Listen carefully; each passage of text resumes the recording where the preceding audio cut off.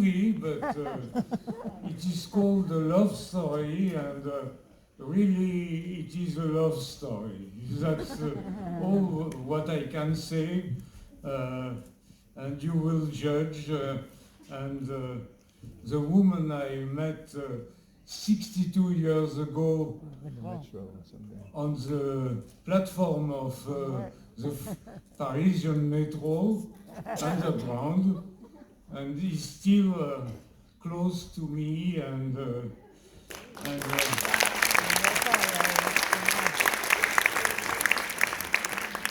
I hope the film is a good one.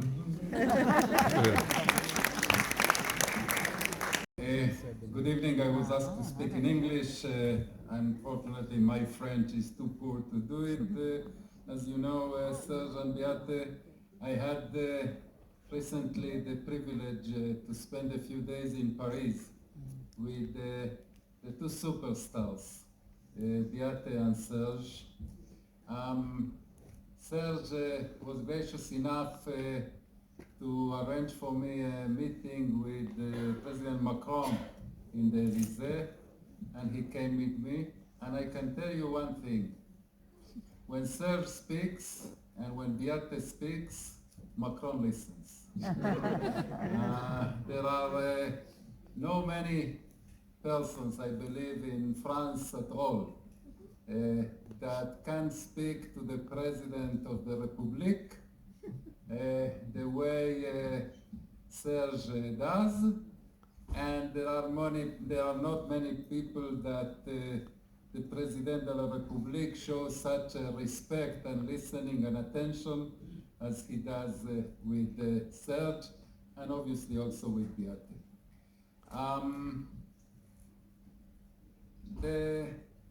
When we hear about Serge and Beate, the first thought that comes to most minds is Nazi hunters.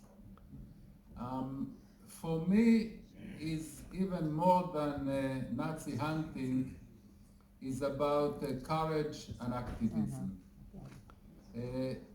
I must admit that a few decades ago, when I used to read about the great stories and the great adventures of this couple, Beate and Serge, with Klaus Barbie and others, and in the Bundestag, and being arrested, I didn't dream that one day I will have the privilege, and I hope I'm not exaggerating, to call Serge and Beate my personal friends.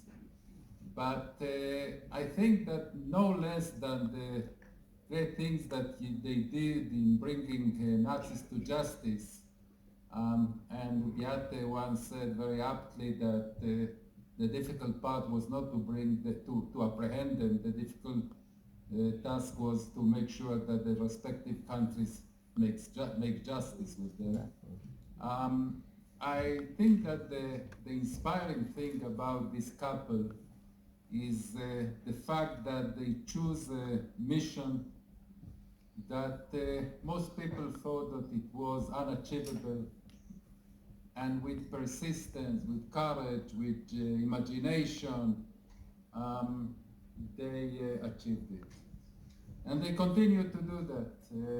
Even those days when Nazis, most of them are fortunately gone, and they found other ways to be active in advancing justice, in advancing human rights, in fighting for the prevention of genocides.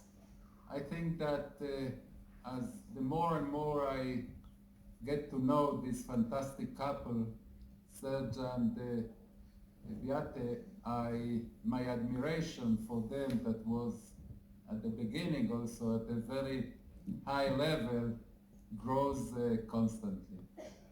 And I want to finish to conclude by saying that I didn't see yet the film that we are going to see in a few minutes. But I discovered today something that really intrigues me, and I will make sure that I will also see an additional film about Beate and Serge that was created in the 1980s. I'm not sure that you know that the actress that played in that film, Nazi Hunter, the story of Beate and Serge Klarsfeld, the actress that played the role of Beate Klarsfeld was none other than Farah Fawcett. And I must tell you that Beate looks better. And the person that, the actor that played Serge was Tom Conti. It took me a few seconds to remember who Tom Conti is, and Serge has much more charm than him. So after we see this one, probably you will show us the other one with Farah Fawcett and Tom Conti, if not today, tomorrow. Thank you so much, Serge and Beate, for being here. You don't like traveling anymore, but good for us that you agreed to travel to Jerusalem. So thank you very much on behalf of all of us for being here, both of you. It's hard to travel. How do you feel watching the film? The film about the The movie. film, yes. It's strange, difficult to have an opinion about the movie because it's our life. I know well our life, and it's a life which is composed by somebody else, and it's not always true or always complete. And I regret that in that movie perhaps the director had a prejudice against Israel, but he didn't quote what Beate did for Israel, and there was not much about while Beate was arrested twice at the summit of Arab states, and we were in Beirut during the civil war in order to save the Jewish hostages, and I went to Tehran to defend Jews from Iran when Khomeini took the power and started to kill, and we demonstrated a lot for Israel, and there is not a word about, because perhaps he is more leftist than we are. So, but in fact, you know, it's a movie where we are shown at the same time young and old, and we would have preferred to be shown in an archive movie, being always young. And you answered my second question, because I was really interested. You know, you see all these cities. By the way, how many years have you been, because you've been traveling in so many places, so what is the time period that you were filmed in this film?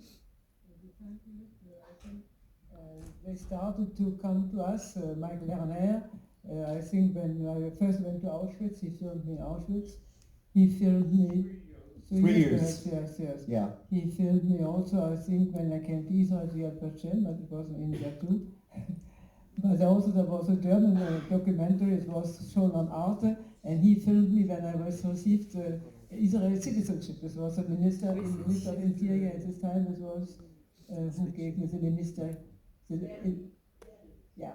So he filmed it, it wasn't shown, and Arte didn't want to put it. Okay. You know, so but as you know, as a German and non-Jewish, I always have engaged myself for the security of the state of Israel, as Serge told. I demonstrated in Arab countries and even in Argentina under the military government when they killed the people, but also a lot of Jews that were thrown out from the planes into the water.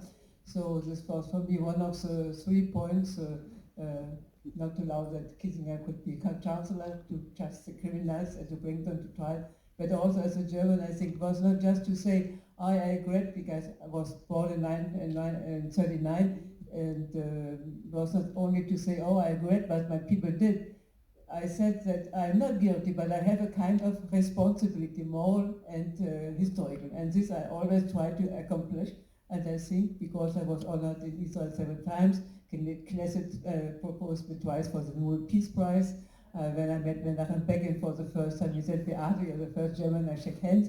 So you always had a lot of recognition from Israel, from the state, how for years in 70s we were invited, the 2 children, you saw my daughter and Arno, they were small, we stayed for a month in different kibbutz. I traveled to the whole country, you know. So for me, Israel is really a second homeland, and we have been here very often. So it's nice that you have seen this film.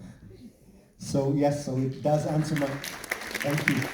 It does answer my question that for us not to see Israel part of this film was raising questions, but you answered it, and you have a strong connection to the state of Israel, and you talked about it here.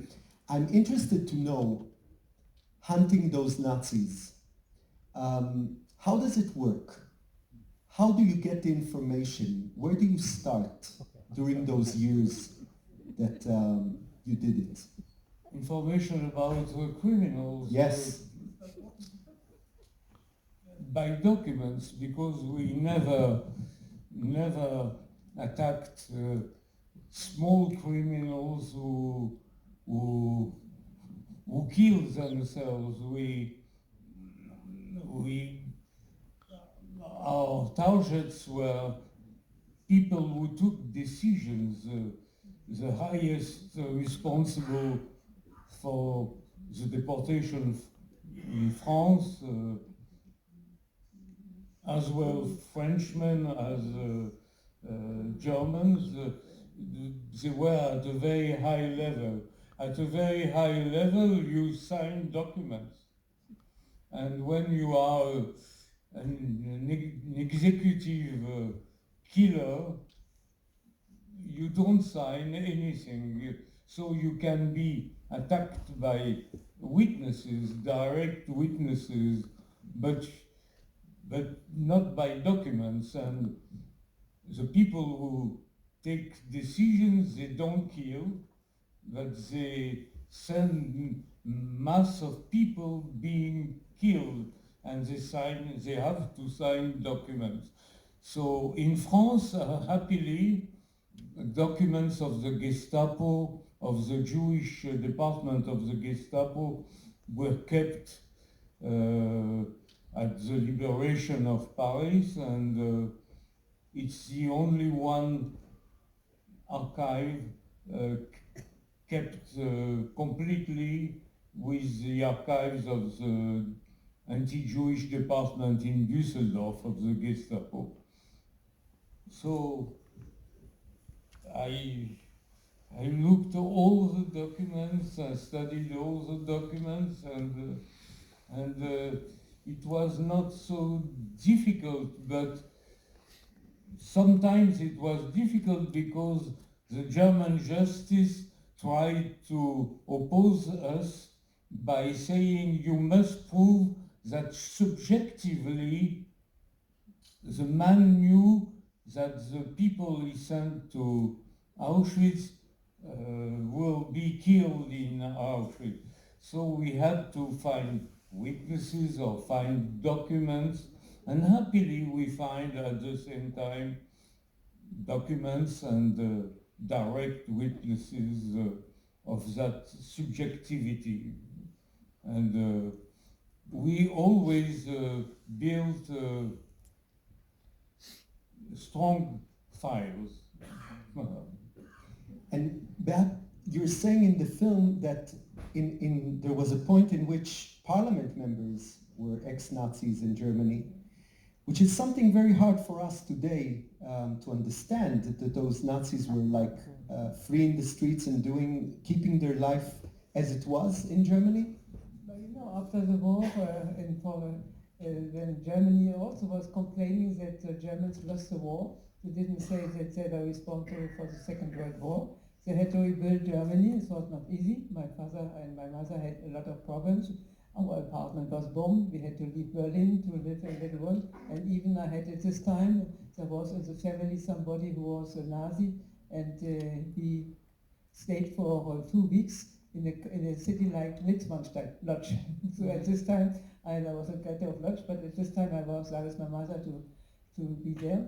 But there was, after the war, there was even Adenauer, that said we have to rebuild Germany and let's forget, And so it was easy that members of the Nazi party, they were not big high, but if you look in the files, there were members of the party and they were in the first German parliament, And it took a long time in order to apply. There was a Nuremberg trial, but wasn't done by the Germans by their lives. There was an Auschwitz trial, but also you saw our group in Cologne, the thousands of Jews came, and this trial of Cologne would never have taken place if there wasn't pressure from us to trying to open the trial and to open it and also to just. But this was in the Auschwitz trial. You had very few victims. Our trial in Cologne was under the pressure of the Jewish organizations. And the Auschwitz trial, there were the witnesses were blamed by those who defended the criminals, So there was at this time no protect even in the Jewish community in Germany, So the generation at this time didn't want to have these trials. And you know how difficult it was to have the ratification, and all of these trials could take place, Lischka, Heinz, and Cologne. And the man, when in '69, I was also candidate for the re-election of a party, and Kiesinger was again running for chancellery. So I crossed the country, and we arrived that he was not elected, but Willy Brandt, for whom I always spoke. And as Willy Brandt had to make to the FDP, the Liberal Party, some concessions, so we nominated Ernst Achenbach, who was during the time in France, in the German embassy and in the political section, and also responsible for Polish Jews deported. So again, there was a way to do something. So I went to the 6 European countries, and we had also, Serge had all the documents about Achenbach, and the Germans had to decide to take another one, But, at this time, this was not important for the German society. And I think in the 60s, or with the young 66, with the young German generation, but, you can see how it changed, because when I slept Kiesinger, I was condemned to 1 year of jail. I didn't do it, but still. And you saw he didn't show it even, no? In 2012, I was one of the candidates for the president of Germany. It was in the film too, no? It was in the film. When I was proposed for the post of the German by the Linke, by the party. You saw when the Bundestag, Gesine, she proposed me as a candidate for the 2 candidates of the president in Germany, and she stood up, in order to ask the president to applaud me. But she was finally, I was one of the 2 members. But no, it was so we changed, and today, to be, and also it took a long time. You saw the decoration. We were decorated by the president, the socialist. Steinmeier. No, in Germany, in France, Macron. Macron. Twice before. Mitterrand, no. Macron. No, the socialists. They were decorated twice in the German park in Paris. On est décoré 2 fois en France. Hollande. Okay. And anyway, so this was, and in Germany, Mitterrand was the first who proposed also. But in Germany, it took until 2000. 12, no, 16, to have the Bundesverdienstkreuz, you know. It was very, very long, you know. So, and today you spoke about the trials. There is a new generation in the justice, and the political society also changed quite a lot. So still today you have trials, but not against Lischka, Hagen, Heinesen. These are those who had been, for instance, at some trials, so those who had been in Stutthof, and they are now nearly 100 years old. With one of the members of our party, we went to a trial in Hamburg. There was Bruno died, and our member was in Stutthof at this time, so he had to testify. But today there is a law who changed after the Demjok trial, and you have to be in Stutthof for this time when Jews were arrested or killed, and so he can be accused for the killing of how many Jews.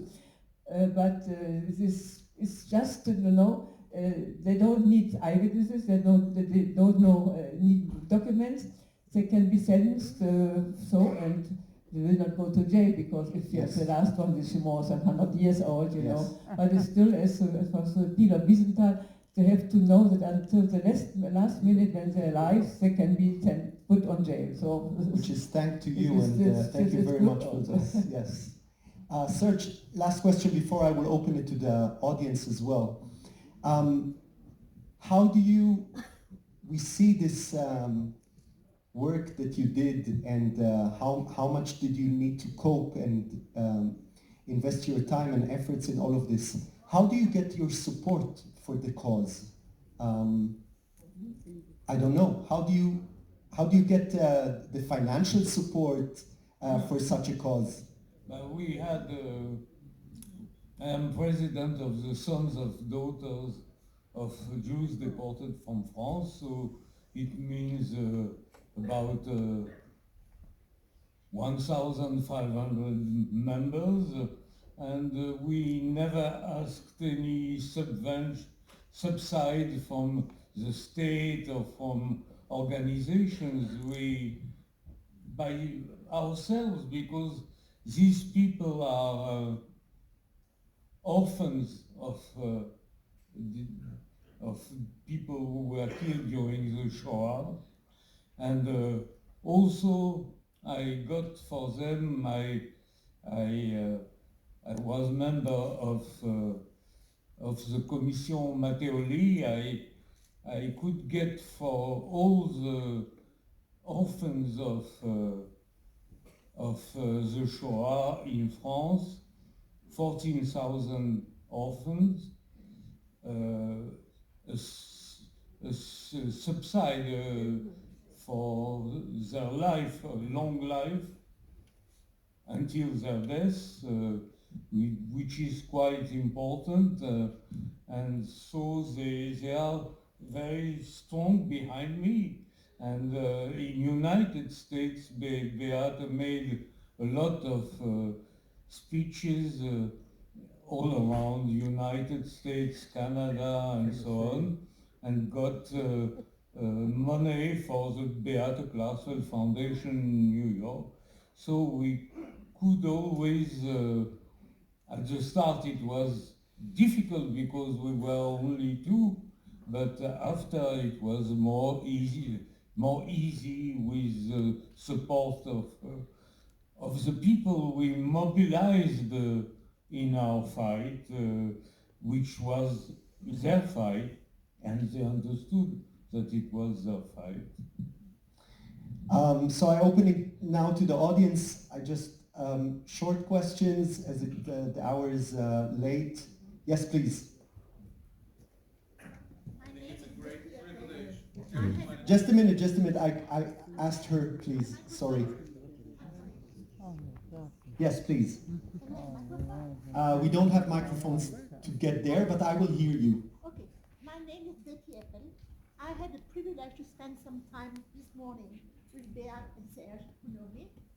And first of all, I want to say that that it is the President Chirac who the first time made a speech and took the responsibility of admitting that the French were responsible for the Belleville. I am French as well, as you can hear.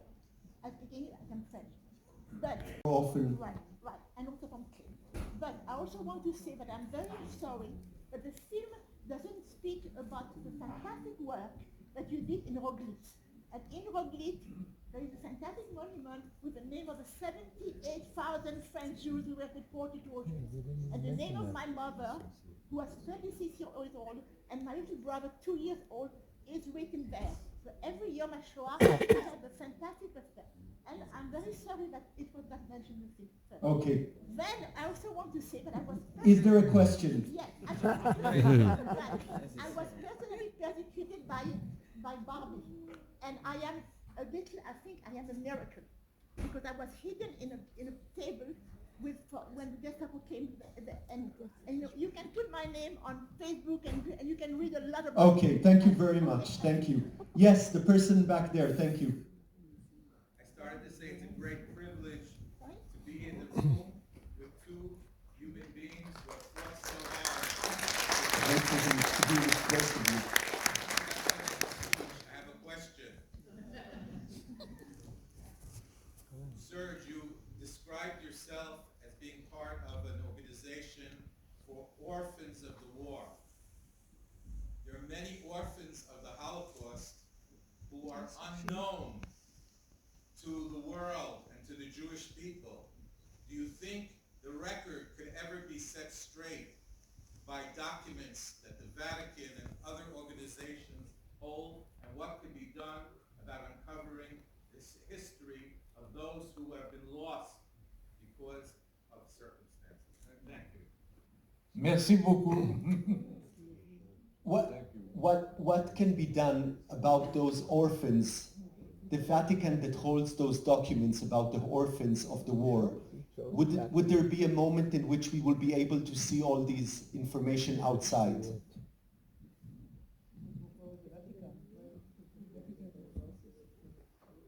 Orphans of the war that the Vatican knows how they were...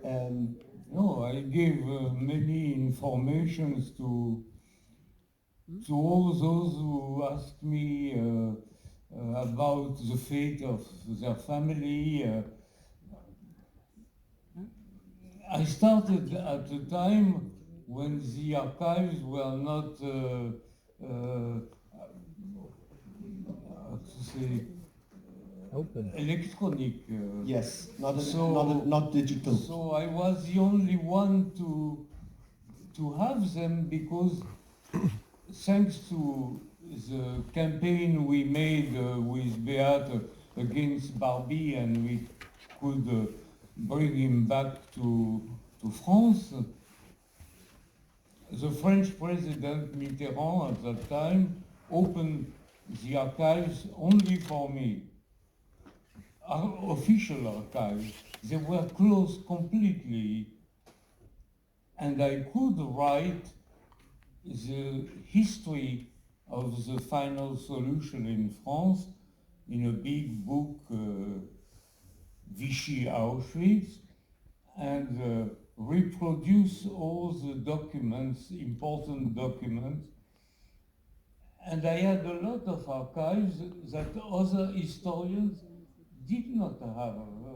So I was able to write the history, to establish the list of those who were killed during the Shoah, and also to able to reply to many questions from the survivors of the Holocaust. So each day I received many letters, many phone calls, and I could give information to people, because they were like me. They wanted to know what happened precisely to the members of their families. Yes, sir. Could it happen again? Could it happen again? It can happen again. You see that there is the preparation of nuclear bombs in Tehran. So one bomb on Tel Aviv can happen. Of course, it can happen, and it's a different threat. The threat was from Germany. Now the threat is from Iran. Who can know? Nobody knows. So you have to. Israel has to fight in order to defend its life. How to defend, it's very difficult. You know, before the Second World War, the Jewish World Congress also knew that there was a terrible threat, but Jews were unable to defend their life, to have a collective strength to succeed.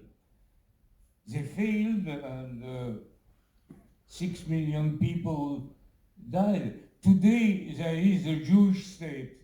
So Jews in France or in Germany or in United States are not threatened, but you are threatened in Israel because the enemies of Israel want to destroy the Jewish state. So, so it's a fight which is before us, and the Jewish people, those who are abroad and those who are in Israel, have to defend themselves against the same threat. And when Hitler threatened the Jewish people, so few people and not many Jews wanted to believe. So today you have the Shoah behind you, and you are obliged to take into consideration that threat. Yes, sir.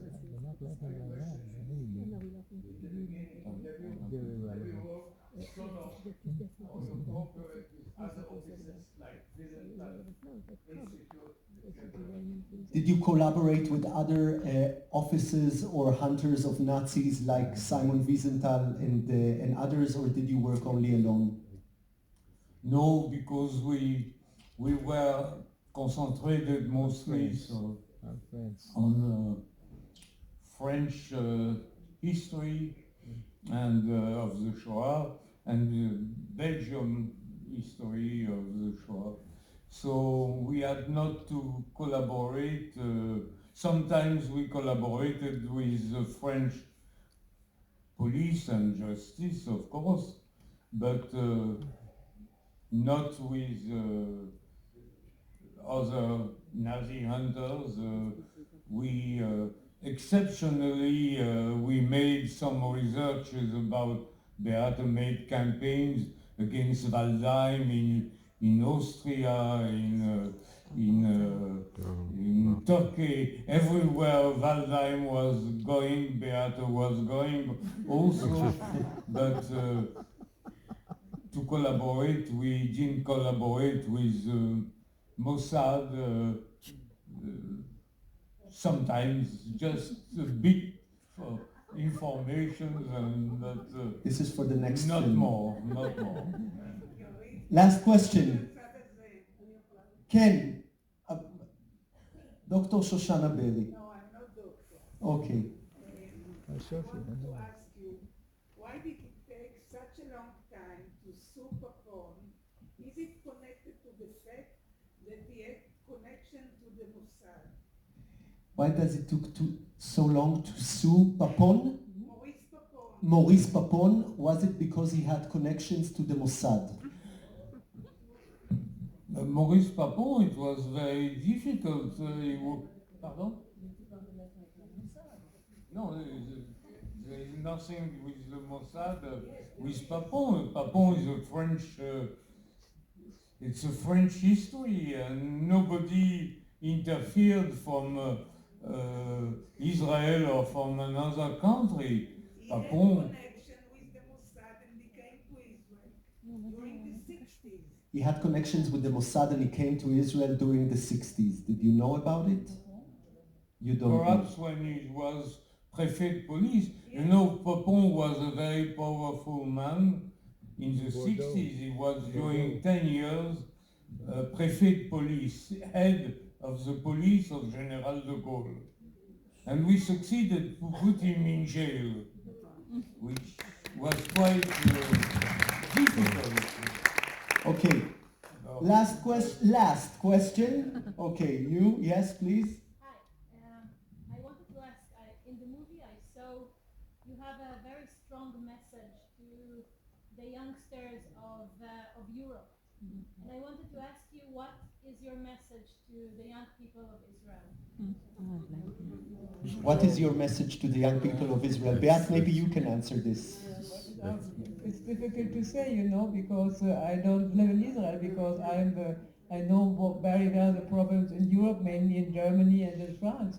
But you, as Serge told you, you have, if you see sometimes the votes in the United Nations, you know how many people countries are voting against Israel. And you know that, as Serge said, the threat of Iran with a nuclear bomb. So you have also to defend the young people. You are very, very courageous and wonderful in the Israeli army, you know. My son also had been 2 years in the Maghreb, in the border police.